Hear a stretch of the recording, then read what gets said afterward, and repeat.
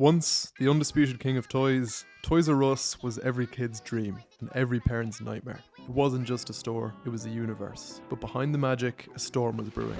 In just a few short years, the company crumbled. This is the gripping rise and fall of Toys R Us. Chapter 1. The Humble Beginnings. 1948, post-World War II America. Charles Lazarus, a 25-year-old veteran, sees opportunity. He opens a baby furniture shop in Washington, D.C., catering to a booming generation of families. He called it Children's Bargain Town.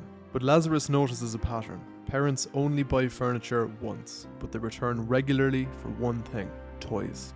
By 1957, he opens the first official Toys R Us. It's a revolutionary concept, a warehouse-sized space dedicated entirely to toys, stacked high, affordable, and ready to thrill. But Lazarus wasn't just selling toys, he was selling wonder. The model was volume over luxury, and the goal was to be the go-to destination for every birthday, Christmas, and tantrum in between.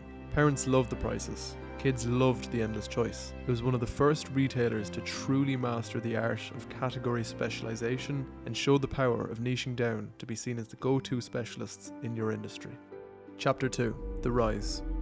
By the 1980s and 90s, Toys R Us had become a cultural force. Stores were opening at a blistering pace, each one a fluorescent shine to children around the world. Toys R Us had over 1,500 stores across 35 countries, making over $11 billion in annual revenue and having exclusive partnerships with top toy makers like Mattel and Hasbro. They invested in warehouse-style layouts, efficient logistics, and seasonal inventory management that allowed them to respond quickly to toy trends. Geoffrey the Giraffe became a cultural icon. Their Christmas catalogues were events. For many children, stepping into a Toys R Us store was a highlight of the year.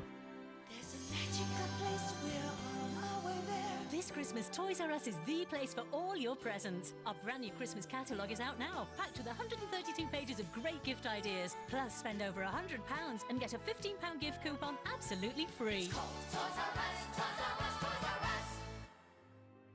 Toys R Us owned childhood. I remember every year I'd frantically read the Christmas catalogues, circle all the toys I wanted, and I'd get some of them. But in the race to grow, they started to lose sight of one thing: the future.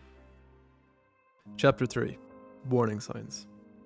The late 90s introduced a new breed of competition: quieter, faster, smarter. Number 1 was the Walmart effect. Walmart and Target began expanding their toy sections. Unlike Toys R Us, these were one-stop shops. Parents started to pick up toys while buying their groceries, clothes, and electronics. It was cheaper and it was faster. The second warning sign was ignoring e-commerce. Amazon launched in 1995, and the rise of e-commerce was slow but inevitable. Toys R Us responded in 2000, not by building their own site, but by signing a $50 million deal to let Amazon handle all of their online toy sales. When Amazon breached the deal by listing third-party sellers, Toys R Us sued them and eventually won. But the real cost was time. By the time they took control of their own online destiny in 2006, they were already years behind and had to pay a fortune in legal fees, leaving them further in debt. And the third was store decay. Their stores, once magical, grew outdated. Dark aisles, confusing layouts, uninspired displays. The joy of toy shopping began to fade, replaced by the sterile efficiency of Amazon's one-click online ordering. Chapter 4. The Buyout Trap.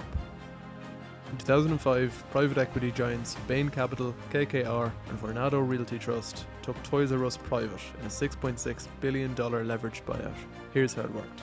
The firms borrowed billions to finance the purchase and put that debt on Toys R Us itself. The company suddenly found itself with $5 billion in debt and almost $400 million a year in just interest payments. Toys R Us were no longer running a toy empire, they were running from creditors. This financial weight meant almost no room to invest in innovation, no app development, no significant e-commerce investment, no marketing expansion. While competitors modernized, Toys R Us stood still. The result? A store experience frozen in time and a brand slowly bleeding out. Chapter 5. Struggles and stagnation. Executives made small moves, revamping logos, trying out online offers, experimenting with partnerships, but the changes were cosmetic. Nothing touched the root of the problem. By 2016, over 50% of all toy sales were being made online. But Toys R Us still made most of its revenue through aging stores with rising rent costs and decreasing foot traffic. Internal reports showed falling morale. Suppliers started scaling back deliveries, afraid they wouldn't get paid. Hasbro and Lego, once core partners, shifted focus to Amazon. Meanwhile, tech-savvy brands and influencers were shifting how kids found and wanted toys. YouTube unboxings, Instagram influencers, digital first toy launches. Toys R Us just wasn't in the room. Chapter 6. The Final Blow. September 2017, they filed for Chapter 11 bankruptcy. The goal was to restructure, but they couldn't secure the credit to continue. The debt was too big, the competition too far ahead. By March 2018, they announced the closure of all 735 US stores. Over 33,000 jobs were lost. Entire communities lost a childhood staple. It didn't collapse in one day. It was a slow fade, the final pages of a story written in denial. Toys R Us mascot Geoffrey the Giraffe had a farewell image that went viral. Him holding a suitcase, waving goodbye. It was heartbreaking. Chapter 7. The attempted comeback. WHP Global acquired the brand and began to relaunch it inside Macy's stores and online, hoping nostalgia would be enough. So far, the comeback has been lukewarm. Pop-ups have appeared, a flagship store opened briefly, but the magic, it's not quite the same. Chapter 8.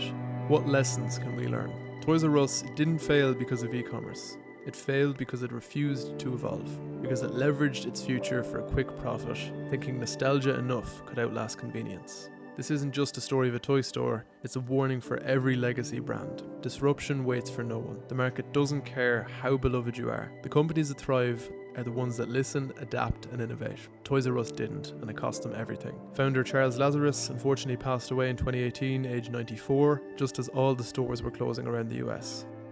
So that was the rise and fall of Toys R Us. A story of retail royalty undone by its own complacency. Subscribe for more deep dives into the brands that shaped our lives and the ones that disappeared.